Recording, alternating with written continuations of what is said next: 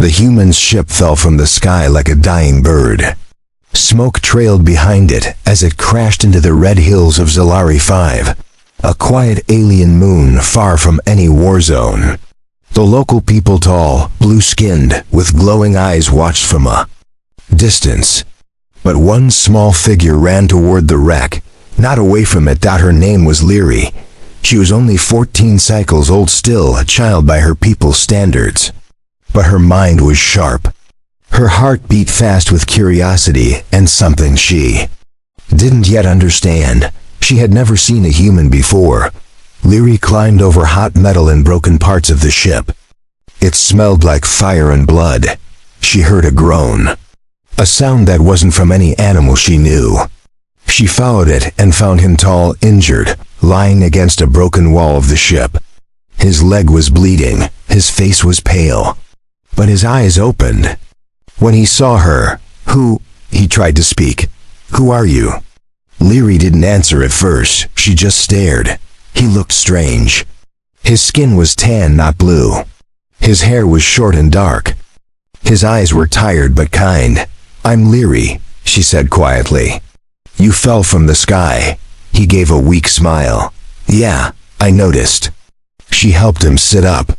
He groaned in pain. She didn't know much about humans, but she could see he needed help. She offered him water from her flask and pulled herbs from her pouch. She crushed them and pressed them to his wound. He hissed but didn't push her away. "You live here?" he asked. "Yes," Leary nodded. "My village is that way." She pointed to the hills. "But they won't come. They are scared of humans." "And you're not?" he asked. Leary looked him in the eyes. "No." For the next few days, she visited him in secret. She brought him food, water, soft cloths, and herbs. He couldn't walk yet. His leg was badly hurt. She built a small shelter beside the wreck using pieces from the ship and branches from the jungle. He told her his name was Captain Ryan. He had been in a battle, and his ship was hit. He didn't think anyone else survived.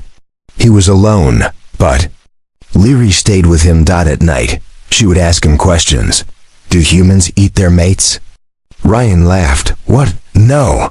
Do your women fight with swords?" "Sometimes, but not all of them. Do you think I'm strange?" she asked once. Ryan looked at her and shook his head. "No, you saved my life, Leary. You're amazing." Her cheeks turned a darker shade of blue. She smiled. She didn't understand everything she felt when he smiled back at her. But her heart beat faster. Her hands felt warm. She wanted to sit closer. She wanted to make him smile again and again. One night when the stars were bright, she sat beside him and said, "I want to stay with you, always." Ryan paused. "Leary." She turned her glowing eyes toward him. "When I'm old enough, can I come with you? Be with you?" He smiled sadly. "Leary, you're just a kid." She looked down. "But I don't feel like a kid." "You're kind," Ryan said, "and brave. But this isn't something you can rush. You have time to grow. You'll meet others. People your age." She was quiet. "I'll be gone soon," he added. "A rescue ship is coming. I'll be picked up." Leary didn't say anything. Her heart ached in a way she had never felt before. The next morning, the human ship came through the clouds. Big, silver, loud. She watched from behind a rock as Ryan was lifted into it. He looked back once. She waved. He raised his hand too, and then he was gone. Leary stood there for a long time. The wind blew softly. The jungle behind her was quiet. She touched the spot where he had sat. His warmth was gone, but the memory stayed. She whispered to herself, "I will come back to you. I'll grow. I'll become stronger, older, better." Her eyes glowed brighter. "I will return. And next time, you won't say I'm just a kid." The crowd roared as the training ring lit up. Blades clashed. Sparks flew, and in the middle of it all stood Leary. But she was no longer the curious girl who once followed a human into the wreckage of a ship. Now she was taller, stronger, sharper. Her skin shimmered with battle marks, and her yellow eyes burned like twin suns. She struck her opponent hard. He fell to the ground with a grunt, and the circle of onlookers shouted her name. Lyri! Lyri! She didn't raise her arms in victory. She didn't smile. She turned away and walked out, her heart cold and heavy. She wasn't training for praise. She wasn't fighting for fame. She was fighting for him. 3 years had passed since Captain Ryan left her world. Since he said, "Come back when you're older," she remembered every word, every smile. Every time he looked at her like she was just a child. But she wasn't anymore. She trained her body. She trained her mind. She even learned more of the human language. She joined the warrior trials of her people, not to win glory, but to prepare. Because one day she would see him again, and this time, he would not look away. That night, Lyri stood under the blue moon, holding the small broken part of Ryan's ship that she had kept all these years. Her fingers traced the faded letters. CPT, Ryan Hawthorne. She whispered, "I'm not the same, Ryan. You told me to wait. I waited." A deep voice spoke behind her. "Why do you always talk to that metal piece?" Lyri turned. It was her friend, Kellen, a young warrior from her village. He had feelings for her. Everyone knew it. She ignored the question. "What news from the stars?" Kalen sighed. "One of the traders returned today. Said humans are setting up at a neutral station near the Arali gates. Big trade talks happening." Lyri's heart jumped. "Any names?" She asked quickly. Kalen frowned. "You ask every time. Any names?" She repeated, stepping closer. He looked down. "Yes. A human diplomat. Former captain. Ryan Hawthorne." The world fell silent.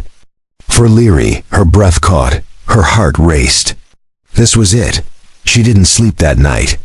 She packed supplies, weapons. Her people tried to stop her, but they knew better.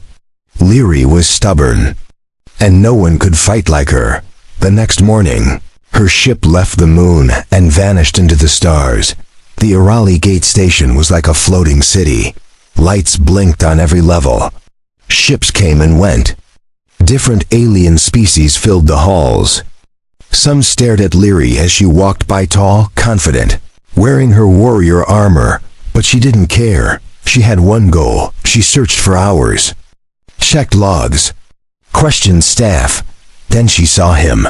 He was walking with other humans. His hair was a bit longer. He looked more serious, more official. But it was him. Ryan. I froze behind a column. Her hands shook. All her training, all her planning. It all led to this moment. She stepped out. "Ryan," she called softly. He didn't hear. She called again, louder this time. "Ryan!" He stopped, turned. Their eyes met. For a second he looked confused. Then he frowned. "I'm sorry," he said. "Do I know you?" Lyri's heart cracked. She couldn't speak. She had imagined this moment so many times, but not like this. Never. Like this. I'm Lyri," she said, voice trembling. "From Zalari. You crashed there. I helped you. You told me to come back when I was older." Ryan blinked. "Zalari, Lyri?" He looked closer now, and something in his eyes shifted. A flicker of memory. "You were a little girl." "I'm not anymore," she said firmly. His face softened. "You've grown." But before she could say more, one of his aides pulled him away. "Ambassador, we're late." He gave her a quick nod and walked off, leaving her standing there, her fists clenched. He remembered. But not enough. Not yet. Lyri looked at the crowd around her. She could feel eyes watching, whispering. But she didn't care. She was here. She had found him, and she wasn't leaving. The cafeteria on Deck 12 was full of life, alien laughter, clinking glasses, voices in dozens of languages. At a back table near the viewing window, Captain Ryan sat with a few other diplomats, smiling faintly as a server placed a glass of golden drink in front of him. But someone else was watching. Lyri stood in the shadows above, watching him laugh. Watching him forget her. Her heart didn't break, it burned. 2 days had passed since. He looked into her eyes and said, "Do I know you?" She replayed those words over and over in her head. Not because they hurt, but because she refused to accept them. He remembered. She could tell. His eyes had widened. His breath had caught, but then he let duty pull him away. Just like that. So now. She waited. She didn't leave the station. She didn't call his name again. Instead, she watched. Learn. She followed from a distance. Never close enough to be noticed, but close enough to listen. She learned his routine morning briefings, late lunch, late nights staring out at the stars. He smiled often with the humans around him. But when he was alone, his smile disappeared. And when he looked at the stars, his eyes looked tired, sad. Just like they were when she found him in the wreckage years ago. But something strange happened. That night, a fire alarm went off on deck 3. A small explosion, nothing serious, but enough to shake the station. In the chaos, 2 masked figures rushed toward Ryan. Blasters raised. Assassins. Everyone else ran. I moved. She dropped from a balcony, blade in hand, landing between Ryan and the attackers. Her eyes glowed bright yellow in the smoke. They fired. She spun, dodged, slashed. One scream. One thud. The second attacker ran. Leary didn't chase him.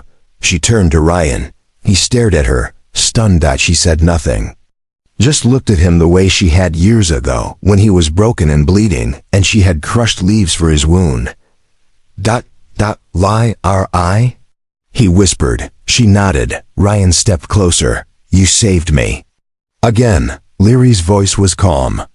"It's what I do." Later in the quiet medical bay, Ryan sat beside her. "You grew up," he said. Yes. She replied. "I didn't expect you to come looking for me. You told me to come back when I was older." He chuckled, but his voice was low. "I didn't think you'd actually remember." "I did," she said. "Every word." He looked at her now, not just with surprise, but with something else. Wonder, maybe even guilt. "You risked your life for me." "I trained for it," she said. "For years." He stared at her. "But why?" he asked quietly. Leary looked into his eyes. "Because I chose you." Ryan leaned back. He didn't know what to say. And Leary didn't need him to say anything. Not. Yet. She stood up and said, "Next time, don't forget my face." Then she walked out of the room, her cape flowing behind her like a warrior queen. A high-pitched alarm rang through the station. But this wasn't a drill. 2 guards rushed down the hall. Inside the training dome, a human officer lay on the floor, gasping for breath. His chest armor was cracked. His helmet shattered. Above him stood Leary, holding a practice staff split clean in half. "I told him not to grab me," she said calmly, tossing the broken stick aside. "He touched her," one alien muttered. "Fool." The guards looked at her, then at each other. No one dared punish her, because no one wanted to fight her.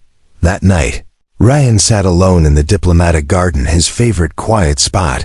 But he wasn't alone for long. "Why did you hurt him?" he asked, not looking up. Leary stood beside him, her shadow long in the dim lights. "He thought I was still harmless." I reminded him I'm not. Ryan sighed. "You've changed." "I had to," she said. They sat in silence. He finally turned to her. "You're strong, brave, skilled, but you scare people." "I don't care," she replied. "Let them fear me. I didn't come here to make friends." Ryan looked away. "Then why did you come?" Leary didn't answer at first. Her voice was softer now. "You know why." He met her gaze, and for the first time, he didn't see a child. He saw the curve of her jaw, the fire in her eyes, the strength in her words. He saw a woman, and that terrified him more than any enemy ever had. The next few days were strange. I trained with elite guards, now some stronger, some faster, but none smarter. She won every match. But Ryan began to watch her differently. From a distance, silent, not as a soldier, not even as a friend, more like a man unsure what he was allowed to feel. One evening, she joined him during a night patrol across the outer ring. Stars stretched beyond the glass like silver rivers. "You've been avoiding me," she said bluntly. He nodded. "I have." "Why?" Ryan hesitated, then said, "Because I can't figure out what's worse, forgetting you, or remembering everything." Leary didn't expect that. "I was supposed to protect you," he continued. "Back then, you were just a girl. And now you're standing here, a woman. And I feel something?" She said. He was quiet. "I'm not asking you to feel it," Leary added. "I'm just asking you to stop fighting it." But not everyone on the station was happy about her presence. Whispers spread. "She's a warrior, not a diplomat. She's dangerous. Why does the human speak to her so often?" One alien commander, Threx, a rival from Leary's home. World had his own thoughts. "She thinks she can win him," he sneered. "She only bring ruin." Threx had once tried to claim Leary as his second wife candidate. She rejected him publicly. He never forgot the shame. Now he saw his chance, and he would not let a human take what he believed was his. That night, as Leary returned to her quarters, she found something strange. Her door was open. Inside, everything was untouched, except for the small piece of Ryan's ship that she always carried. It was gone. She froze. Her breath grew sharp, and just like that, she knew someone had crossed a line. She stepped into the hall, her eyes glowing, and whoever had taken it, whoever thought they could get between her and Ryan, was about to learn. She was not a child. She was not a prize. She was a storm. The bomb was small, silent, hidden, and meant only for one man, but Leary found it first. She had gone to Ryan's office early that morning, planning to leave the piece of his old ship on his desk quietly, without saying anything. A simple message. "I still remember." Instead, she found the blinking red light under his chair, and she didn't hesitate. She ran through the halls, through the crowd. With the bomb clutched to her chest, everyone screamed. She dived into an empty waste chamber, sealed the door, and then boom. The floor shook. Smoke hissed from the vents. Alarms screamed across the station. She didn't die, but she was close. Her body was burned, her arm shattered. Blood soaked her uniform. The medic said she should have died, but she didn't, because she was Leary. Ryan pushed past two guards in the medical bay, his face pale with fear. He saw her lying there, wrapped in healing sheets, breathing slow and shallow. He dropped to his knees beside her. "Why?" he whispered. "Why would you do that?" Her eyes fluttered open. "You said you didn't want to lose me," she said weakly. "I didn't want to lose you either." Ryan covered his face with his hands. "You nearly died," Leary smiled. "But I didn't." News spread quickly. The alien girl who saved the human ambassador. Some called her brave, others called her dangerous, and one called her a mistake. Commander Threx. Threx paced inside the private war chamber, his claws tapping the metal floor. "She's out of control," he growled to the council. "She doesn't belong with humans. She doesn't belong here." One elder asked, "What do you propose?" Threx smiled darkly. "A challenge. Ancient rules. Trial by combat. If the human wants her, let him earn her." Ryan sat at Leary's bedside when the message arrived. He read the words. His hands clenched. Leary noticed. "What is it?"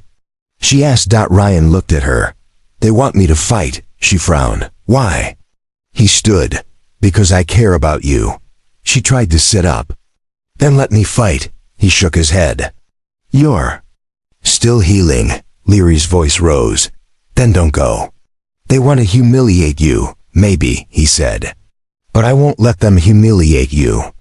Leary stared at him, really stared, and for the first time, he wasn't just the human soldier she loved. He was something more. Someone willing to bleed for her. The arena was old, built long before peace ever touched the galaxy.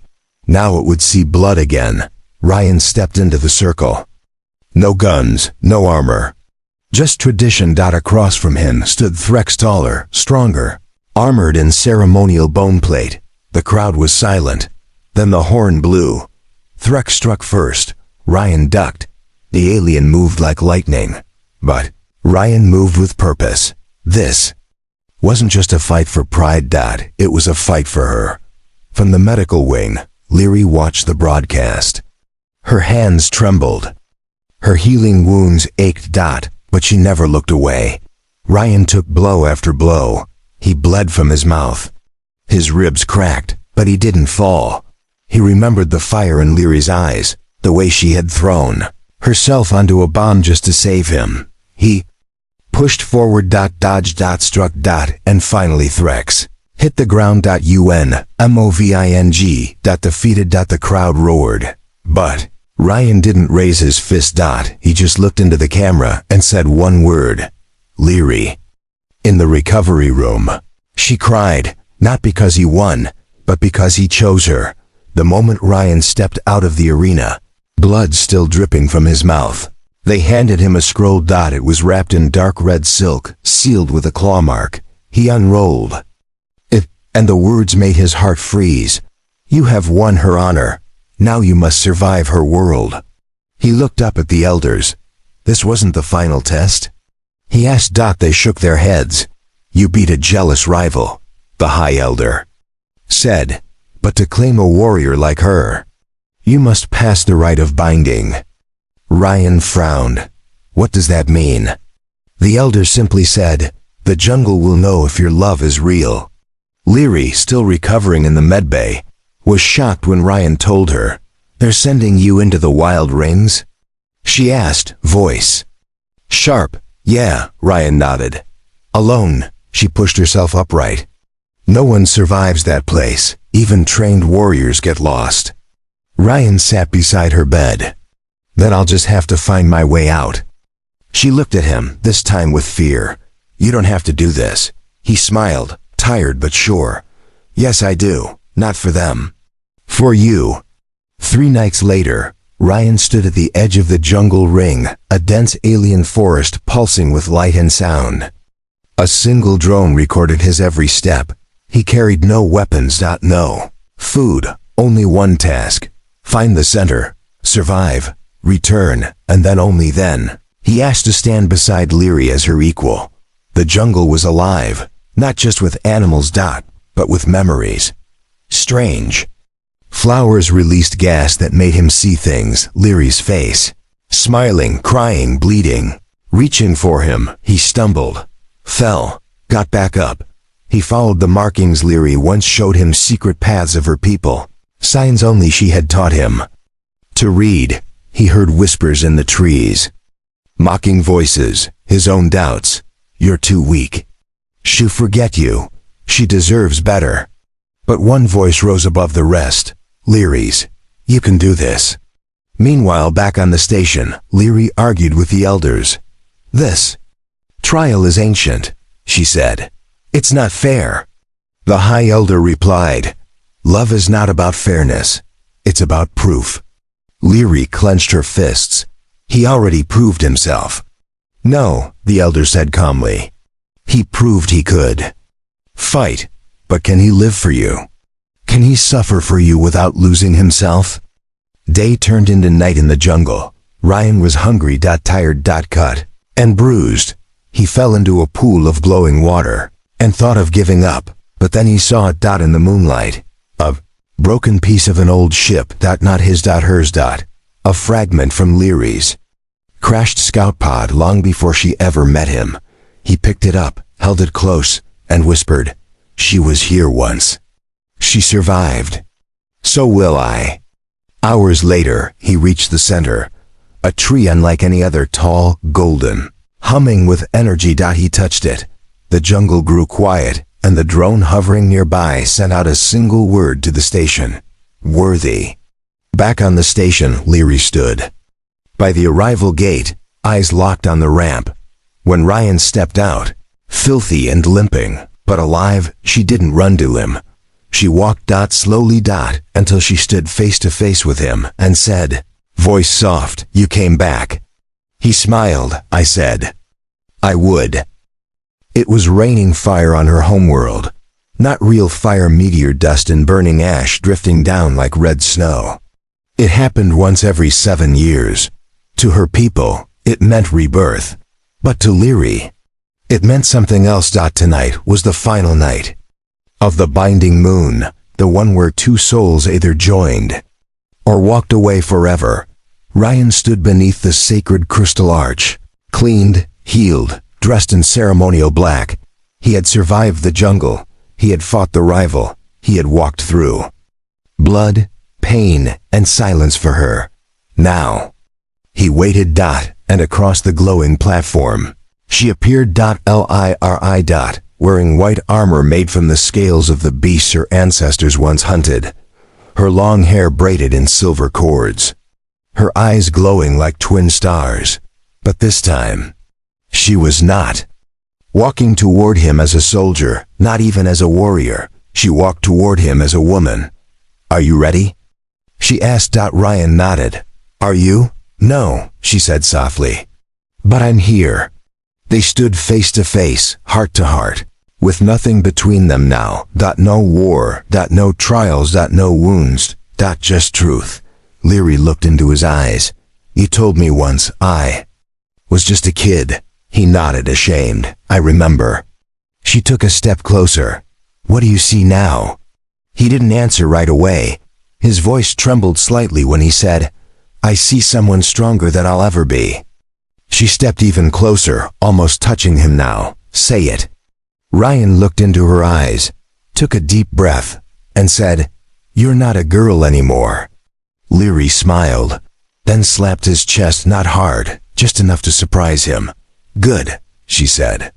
Because if you were still waiting for the kid I used to be, I'd have to punch you. The ceremony wasn't loud. There were no speeches, no glowing crowns, no long oaths, just a quiet tradition. Two warriors placed their hands on the binding. Flame. And speak their truth. Leary went first. I choose him. Because he sees me. Because he didn't run from my scars. Because when I was a girl, I wanted to belong to someone strong. And now I want to stand beside someone who respects me. Ryan followed. I choose her. Not because she saved me, but because she made me want to be saved. She never stopped believing in us, even when I did. The flame turned white. The elders bowed. It was done. Later, as they sat beneath the stars, no armor, no guards, no fire, Ryan looked at her and asked, Do you regret waiting for me? Leary leaned on his shoulder. No, she whispered. Because I didn't wait. I became. And so did you. He wrapped an arm around her. And for the first time since that day on the jungle moon, they didn't need to say anything else.